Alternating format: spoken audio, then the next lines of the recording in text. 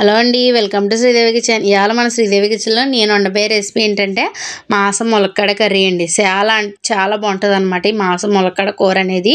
ముందుగా ఒక మిక్సీ జార్లో వేపుకున్న నువ్వుపప్పు ఒక చెంచా ధనియాలు, జీలకర్ర, అల్లం ఎల్లిపాయలు, లవంగాలు, లాలిక్కాయలు వేసేసుకొని బాగా మెత్తటి పేస్ట్లా కడేసుకొని పక్కన పెట్టేసుకోండి. ఈలోపు మనం పచ్చిమిరకాయలు, ఉల్లిపాయలు కోసేసుకుందాం. 2 పచ్చిమిరకాయలు కోసేసుకొని ముక్కల కింద నేను ఇక్కడైతే 3 ఉల్లిపాయలు తీసుకున్నాను అనమాట, పెద్దయే. అవి 3 ఉల్లిపాయలు కూడా ఇలా చిన్న చిన్న ముక్కల కింద అయితే వీటిని బొడ్డు తోక తీసేసుకొని, చూసారండి ఈ విధంగా మొత్తం తొక్కలు అయితే తీసేసుకొని ముక్కల కింద అయితే కోసేసుకున్నాను అనమాట. చిన్న చిన్న ముక్కల కింద మీరు కావాలంటే పొడుగ్గా కూడా కోసుకోవచ్చండి, ఎవరిష్టం వాళ్ళదనమాట. చూసారా ఈ విధంగా ముక్కలు అయితే కోసేసుకోవాలండి. ఏటోనండి ఈ ఉల్లిపాయలు ఎప్పుడు కోసినా ఎప్పుడు ఏడిపితూనే ఉంటాయి. అందరూ ఎటకారం పడతారు, మీ అమ్మగారింటికి వెళ్ళడానికి లేదనా అని ఎటకారాలు అవి ఆడతారనమాట. ఏదన్నా చిన్న టిప్ ఉంటే చెప్పండి, ఉల్లిపాయలు కోసేటప్పుడు కొల్లు మంట రాకుండా ఉండడానికి.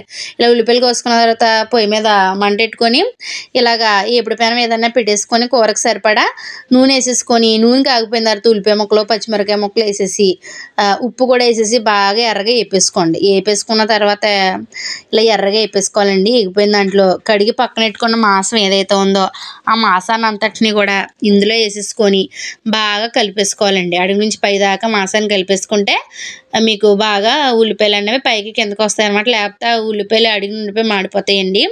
ఈ విధంగా మాంసాన్ని బాగా కలిపేసుకొని పెద్ద మంట మీద ఎట్టి మూత పెట్టి ఒక పావు గంట సేపు అన్నా మగ్గించేసుకోవాలన్నమాట మాంసాన్ని. చూసారండి ఈ విధంగా ఎంత బాగా మగ్గించుకుంటే మాంసం అన్నది అంత ముక్క అనేది మెత్తగా ఉడుకుతుంది అనమాట. ఇలా మగ్గిపోయిన దాంట్లో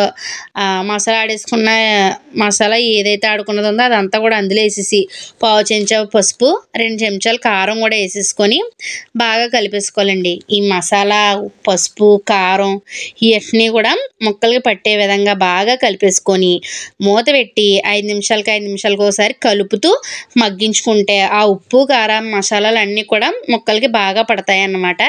చూసారా ఇలాగ ఈ విధంగా మగ్గిపోయిన తర్వాత ఇందులో కొన్ని నీళ్ళు వేసేసుకుంటే సరిపోద్దండి. తక్కువ నీళ్ళే పడతాయి అనమాట, ఎందుకంటే ఇది బాలేరు మాసం కదా, అందు గురించండి. ఇందులో మా అత్తయ్య గారు ఇచ్చిన ములక్కాడ ముక్కలు కూడా వేసేసాను అనమాట. వేసేసి సిమ్లో పెట్టి బాగా ఉడికించేసుకుంటే మాసం ముక్క అలాగే ములక్కాడ ముక్క కూడా బాగా ఉడిపోతుందండి. ఎంతో రుచికరంగా ఉండే ఈ మాసం ములక్కాడ కూర అయితే రెడీ అయిపోయిందండి. అబ్బబ్బబ్బా వాసనకే కడుపు నిండిపోతుంది అనమాట, అంత అలాగైతే వాసన వస్తుందండి వండేటప్పుడు. చాలా బాగుంటుందండి. ఒకసారి మాసం ములక్కాడ ఒకసారి కర్రీ ట్రై చేసి ఎలా ఉందో కామెంట్ అయితే చేసేయండి. అలాగే మన ఛానల్ని కొద్దిగా సబ్స్క్రైబ్ చేసేసుకొని షేర్ చేసేయండి.